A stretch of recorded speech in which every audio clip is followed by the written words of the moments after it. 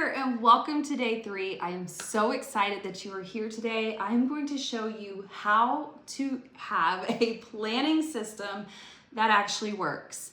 And yes, I planned a whole entire unit in 8 minutes. So I said under 10 minutes, it was actually 8 minutes exactly. If you were not here yesterday, please go back and watch.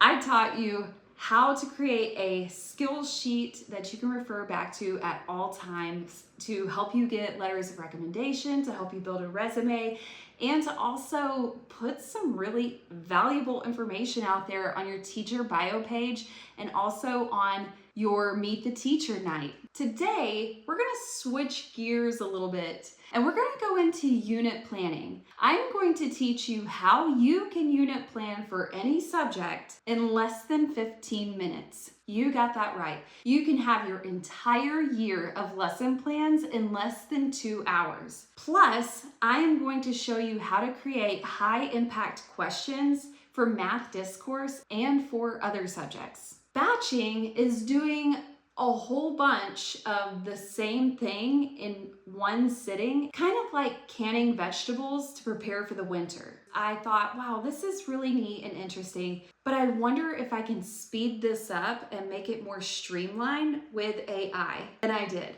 So I'm going to show you that framework today. So there are 6 simple steps. Now I want to start with you imagining a tree.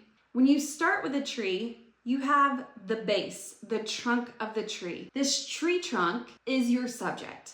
So what subject are we going to focus on today? One of my favorites, science. As you move up the tree trunk, you start to see big branches. These are the main units of study. So let's think about things like weather, sound, life cycles, genetics, and ecosystems. As you continue moving along the branch, it breaks down into smaller branches. These are the more specific lessons using our standards. Now, for me, if I'm looking at weather, I might see examples like patterns, tools, clouds, wild weather, seasons, etc. After you start looking at these patterns, the tools, the clouds, and all of that, you're going to dream, how long would I want to spend on this entire unit of weather? How long do I want to be teaching my students about weather patterns and weather tools? Then you're going to calculate the number of weeks that you actually have for teaching that particular subject. For example, I only have 90 days of my school year to actually teach science. So I need to compare my dream days to the actual number of days that I have, and then carefully revise those number of days according to the amount that I have. Once I have that actual number, then I can go back and I can start to date each unit. Now, that might sound like a lot, but I'm going to show you exactly how I did that, where it was like a no-brainer, and it literally took 8 minutes. Our goal is to build a customized pacing guide that aligns with our standards, it fits in our calendar, and it's going to save us a gazillion hours of planning. So before you get started, you're going to ask yourself, what subject and grade level is this for? Do I need to align to my district maps, state standards, or something else? How detailed do I want my pacing guide to be? You are an expert curriculum designer.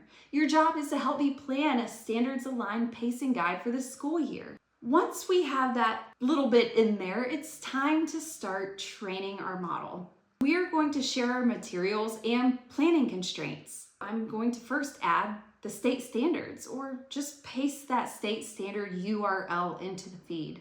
Then we're going to share our school calendar. Make sure that the AI model can see the start and end dates, as well as whenever you guys have breaks, and if you know of testing windows that you are going to have, make sure you put those in there as well. If you have examples of your past pacing guide or curriculum guides, add those in there. And then I've added 2 helpful resources for you. One is Planning the Best Curriculum Unit Ever from Edutopia.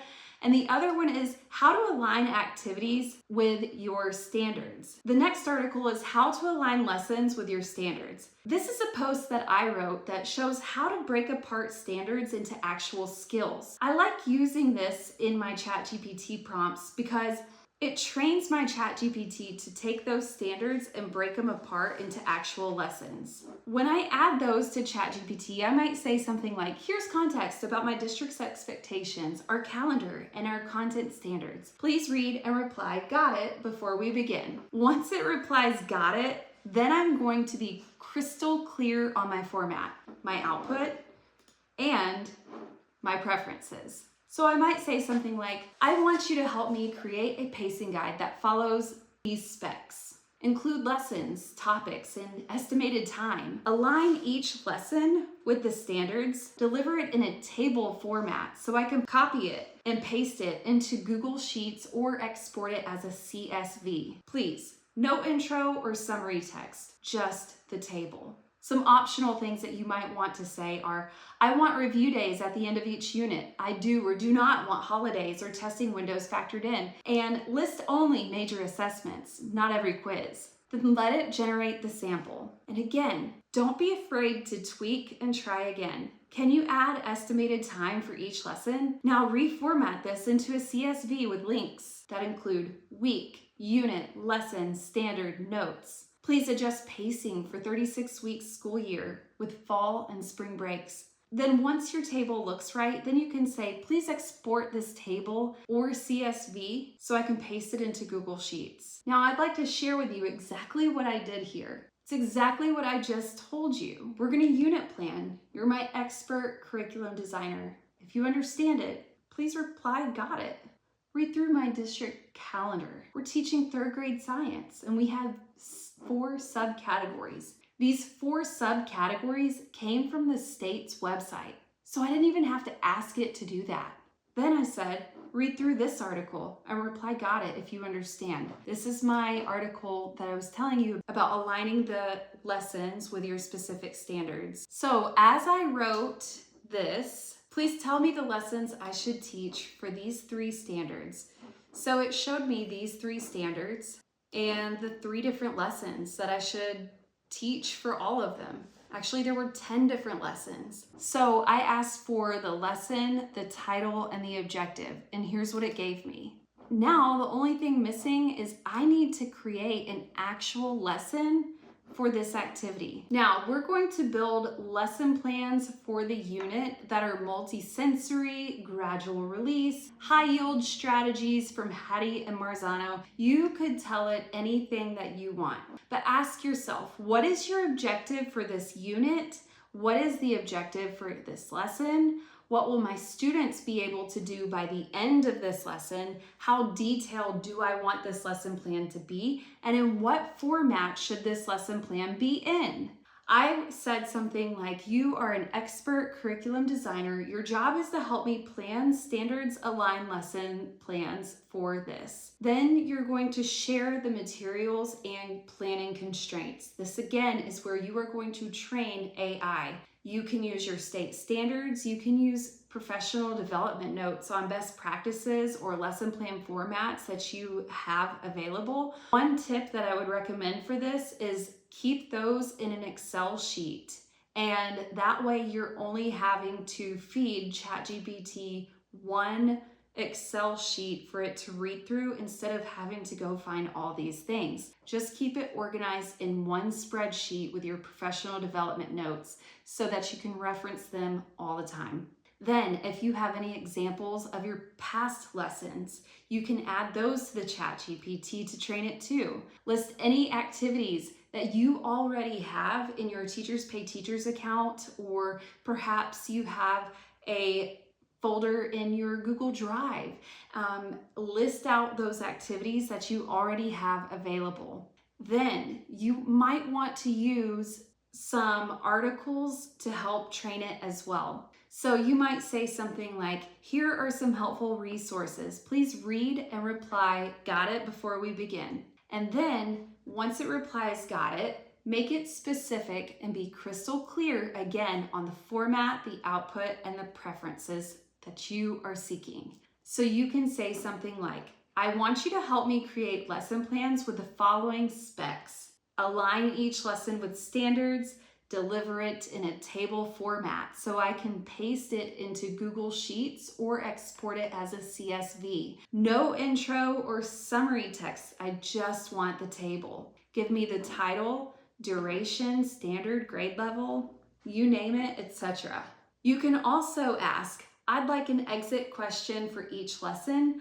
I do not want lengthy responses. And then generate your sample. Tweak it and try again. You can ask it to create an estimated time for each lesson or reformat it into a different file type. You can also ask it to adjust the pacing for a 36-week school year instead of 40 weeks, just so you've got several weeks for testing and end-of-year activities. So I'd like to share with you the example that I did here. I went ahead and I had the unit plans from the previous framework, and this one was telling ChatGPT that I wanted to lesson plan for 3rd grade science. So then what I did is I copied and pasted all of the unit plans, and I said at the end, students should be able to understand the needs and traits of living things, connect structure to function, and apply their learning creatively. I'd like one sentence for each part of the lesson. This should be in a 5E model lesson plan format.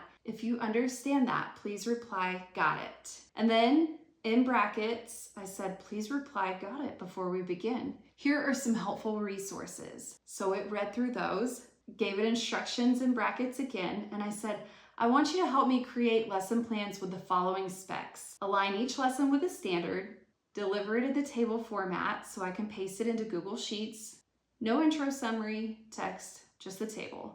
And then I gave it the specs, and I said, I'd like an exit question for each lesson. I don't want a lengthy response. Here's the first lesson, and here's what it gave me. So now I am able to go back and add each one of these lessons into my unit plan. But here's the really cool part. I don't want to go back and continue adding each one. It's kind of annoying, redundant, and too much. So here's what I did. I said, you're fantastic. We're going to do the same thing for the next unit. Here's an example of how I formatted this in my Excel sheet. Then I gave it an example. It says, here's your fully formatted life science unit with lessons 1 through 10 in the exact same structure you used in Excel. Now it just gave me 10 different lessons for the same thing. I did the same thing for each one, and I want to share with you what this looks like. Now I have my lesson plan for each and every single one of these lessons in my unit. As you can see, this is just a starting point, but at least I have an idea of what this lesson should be like or could be like, and I can modify it and change it to fit the needs of my students.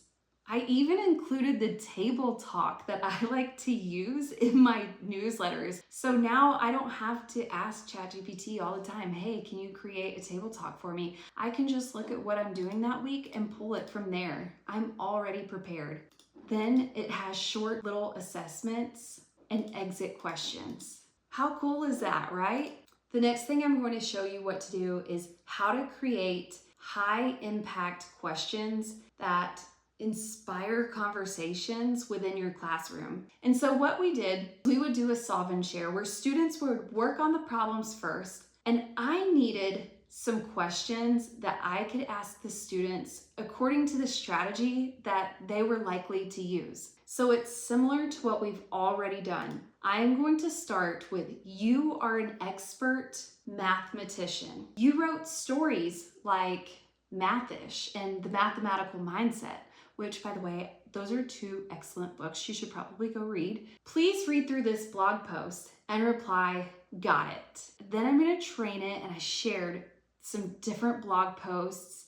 And then I said, okay, we're going to teach our 3rd graders how to add using partial sums. Then I gave it an example. We're going to add 378 plus 243. Then I asked, what prompting questions could I ask students who share out their work? So as I was walking around the room, I could see students who are breaking the numbers into expanded form. And I could ask questions like, how did you break apart each number? And they would respond to that open-ended question and start talking about it with their group mates. Hey, Heather, can you explain what each part of the expanded form represents? And then I noticed some of the students who were adding the partial sums. Hey, Sophia, which parts did you add together first? Why did you choose that first? Can you show us the partial sums you got? And then I had questions that encouraged reflection.